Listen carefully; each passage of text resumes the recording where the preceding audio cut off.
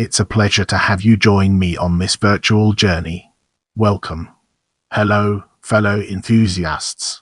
Today, we're diving deep into the fascinating world of Reginald Bretnor. Reginald Bretnor, born Alfred Reginald Kahn, July 30, 1911 July 22, 1992, was an American science fiction author who flourished between the eras and eras. Most of his fiction was in short story form, and usually featured a whimsical storyline or ironic plot twist. He also wrote on military theory and public affairs, and edited some of the earliest books to consider SF from a literary theory and criticism perspective.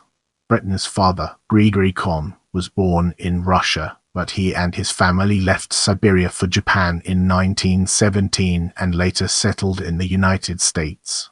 Bretnor's mother was born a British subject, became a Russian subject, spent from 1917 to 1920 in Japan, then settled in the United States with her children Reginald and Margaret. Reginald Bretnor himself was born in Vladivostok, Russia. He was married to Helen Harding, a translator and UC Berkeley librarian, from 1948 until her death in 1967.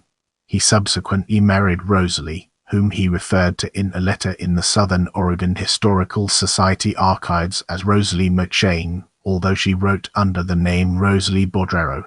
According to papers in the SOHS archives, Bretnor's military background included service in the last Cavalry Unit in the U.S. Army. Health issues led to his discharge in August 1941. He tried to re-enlist in 1942, but was rejected. He was hired by the Office of War Information to write propaganda to be sent to Japan, and papers related to his work are held in the SOHS archives. After World War II, Bretnor worked for the U.S. State Department until ill health once again caused him to resign. He died, aged 80, in Medford, Oregon. In addition to wars, weaponry, and science fiction, Bretnor's interests included cats. He translated Les Chats, the first known book about cats, written by Augustin Paradis de Moncrief in 1727.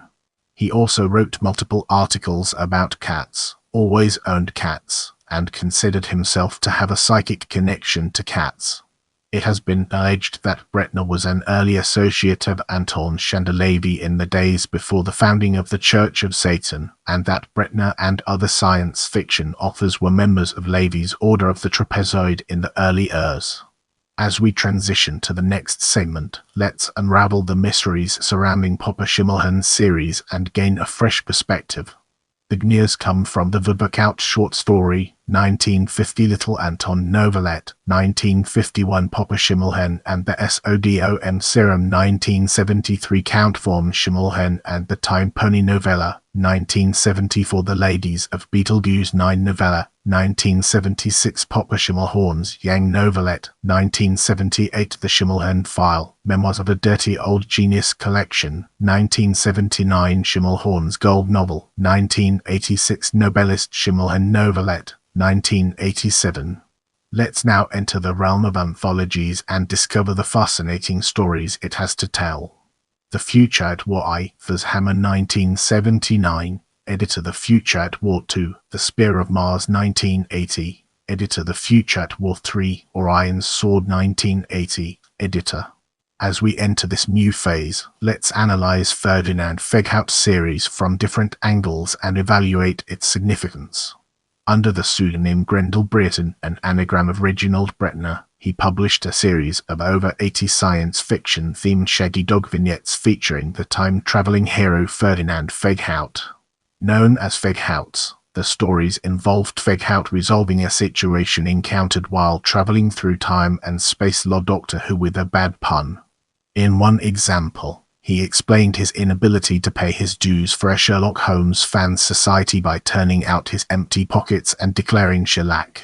In his adventures, Feghout worked for the Society for the Aesthetic Rearrangement of History and traveled via a device that had no name but was typographically represented as the. In 1980, The complete figureout collected all of Bretnor's figureouts published up to that time and included a selection of winners and honorable mentions from a contest run by the Magazine of Fantasy and Science Fiction. The book is, as of 2006, out of print and very rare. In the following section, we'll be immersing ourselves in the captivating world of non-fiction.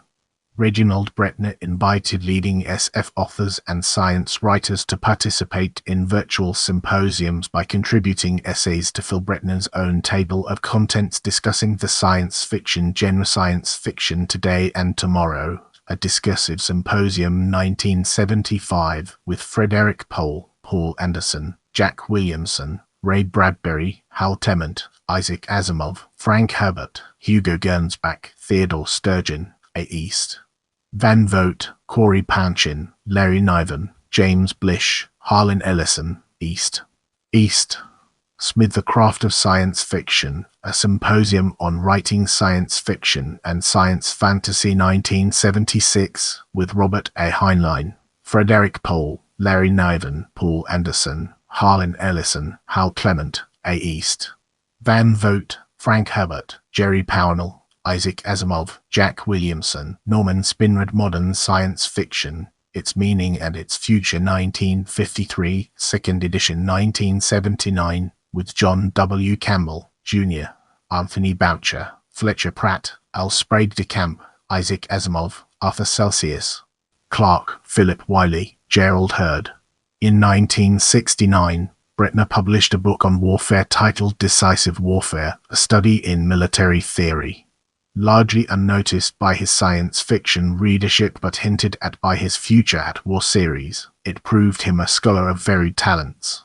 The collection of Force and Violence and Other Imponderables, Essays on War, Politics, and Government was published in 1992. Bretnor also wrote non-fiction articles for the survivalist newsletter PS Letter, edited by Mel Tappan. Don't forget to check out my other videos for more valuable content.